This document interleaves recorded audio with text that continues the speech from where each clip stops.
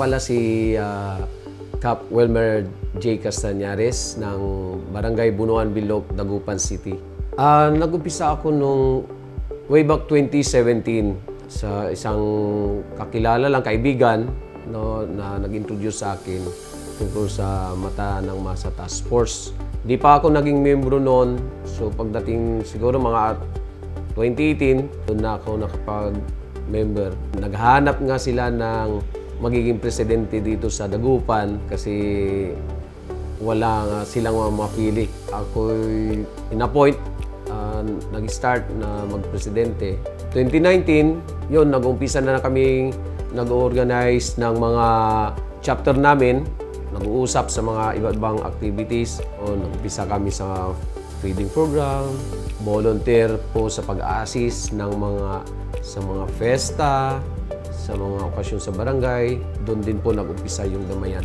Sa lockdown, hindi kami huminto na naging frontliner po. Tinulungan ho namin, doon kami nag-assist sa mga PNP bilang force multiplier at kung ano yung mga needs ng mga kamembro natin, mga na-hospital na kasama ho natin. Tayo po yung tumutulong doon. Nagkaroon din po kami ng mga relief operation kahit during that COVID time. Umabot ang aming relief operations sa Montalban, Rizal, sa may parting Bisaya rin po, yung during Bagyo, at doon sa Luna, sa La Union. Ayun yung mga malalaking relief operation namin na kami mismo ang nagpang-abot sa tulong-tulong ng mga bawat chapter na umabot ng halos 12 chapter po ang Region 1. So noong 2020, in-appoint ako ni National President Sir Sam Salmeron bilang Regional Director dito sa Region 1. So pinangunahan natin yung mahigit 12 na chapter from Pangasinan, La Union, hanggang Ilocos Sur. Umabot po ng mga 1,000 mahigit ang membro po natin sa MMT sa Region 1. At sa Dagupan ay umabot din po ng mahigit 300 po during that time po.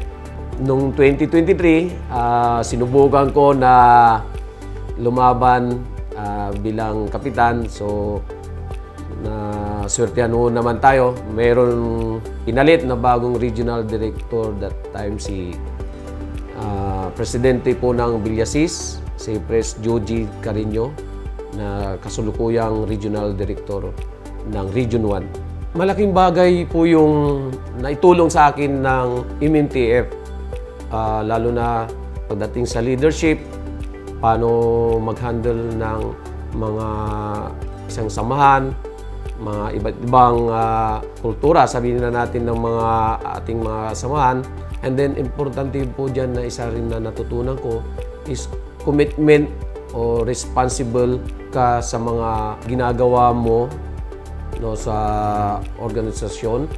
Bilang isang, nung una, naging member ako, naging presidente, hanggang sa pagka-regional director ko po. Being a leader, dapat you should be responsible doon sa mga bagay na ginagampanan mo bilang, yun, nag-umpisa ako bilang isang membro, hanggang naging presidente ng chapter, hanggang regional director po. So, yun sa mga natutunan ko, mas lalong nagpalago sa aking hinaharap na kasulukuyan. Sa pagpasok po nyo sa isang organisasyon, lalo na dito sa MNTF, kailangan lang ng time din po, oras nyo sa organisasyon ng MNTF. Kasi kailangan may apply natin kung ano yung mga alituntunin natin, mga programa natin, bilang force multiplier, tapos isang volunteerism na tumutulong sa komunidad through feeding. Isa sa importante rin po yung magiging passion ka sa iyong ginagawa, bilang isang membro, isang officers, o isang pangulo ng isang chapter. Para sa ganon, magagawa, makakamtan natin kung ano yung gusto natin na maitulong sa isang komunidad, no?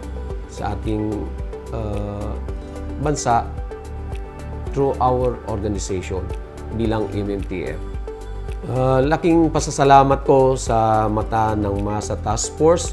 Siyempre, una sa lahat, ang pinakamasipag at hindi nag-iiwan. Pag tinatawag mo, andyan kahit gaano kalayo from Manila to Pangasinan. Kahit kailan, di niya iniwanan ang grupo ng mata ng MASA Task Force. Walang iba, kundi yung ating National President na si Sir Samuel Sam Salmeron. At siyempre, sa mga nasa likuran po niya na mga umaantabay sa mata ng MASA Task Force sa National, mga Board of Directors at sa mga Regional Directors. Maraming salamat din po sa MMTF Region 1 sa pagtulong at suporta nung ako po ay naging Regional Director niyo po, na nakapagbigay sa akin ng inspirasyon na para magampanan po natin ang ating mga adhikain bilang isang MMTF. Congratulations MMTF II, isang dekada na po tayo, and mabuhay! Happy 10th year anniversary, MMTF II! Greetings from Barangay Bunuan Binlog, Dagupan City! Mabuhay!